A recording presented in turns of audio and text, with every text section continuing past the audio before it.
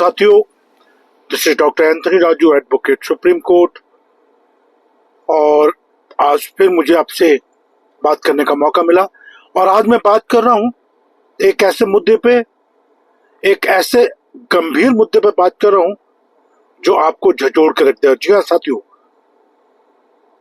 Mumbai high court ने, या हम बॉम्बे हाई कोर्ट बोले, एक मर्डर एक्यूज को, जो एज ए अंडर ट्रायल था, जिसका ट्रायल भी अभी तक शुरू नहीं हो पाया और 8 साल से वो जेल के अंदर था, और ऑनरेबल जस्टिस मिलिंद यादव साहब ने उसको जमानत दी, उसको बेल ग्रांट करी। और ऑनरेबल कोर्ट ने कहा कि प्रिजनर को विदाउट ट्रायल के कब तक जेल में रखा जाएगा।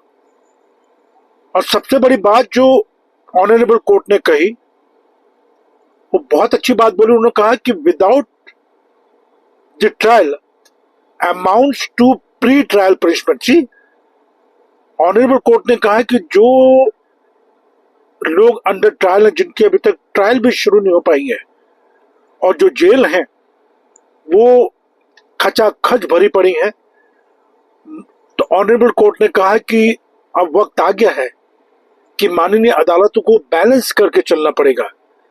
इसमें एक अर्थर जेल की बात की गई है, जिसमें जो कैपेसिटी है उस सेल की वो 55 लोगों की है, लेकिन उसमें ठूस ठूस के 220 से 200-250 लोगों को रखा गया है साथियों।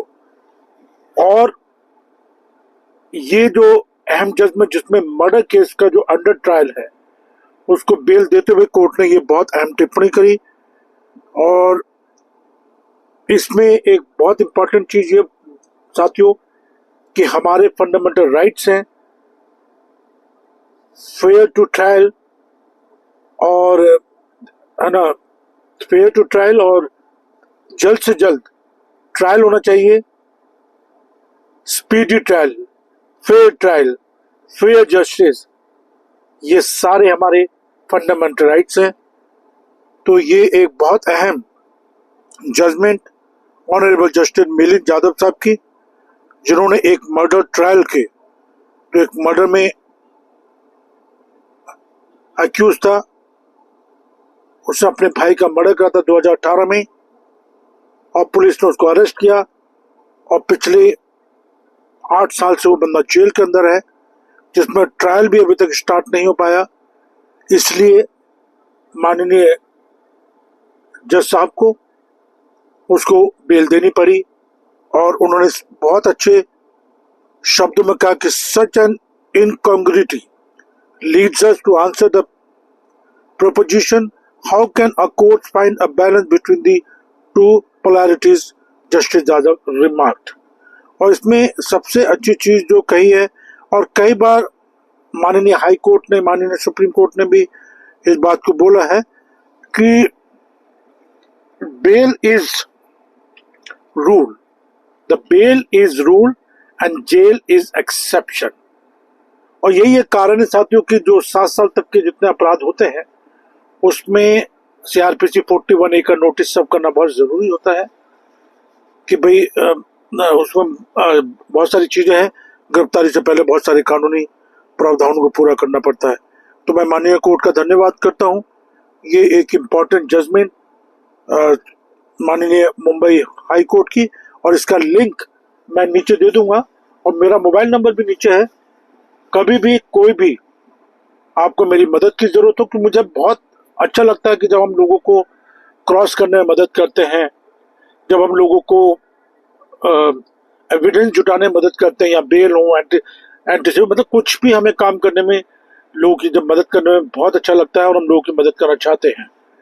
और बस मैंने हमेशा कहा है कि अगर अपराध करा नहीं है तो उसमें डरने की जरूरत नहीं है, और अगर अपराध हुआ भी है तो कोई बात नहीं, बट उसके लिए speedy trial, fair justice, fair punishment is our fundamental rights.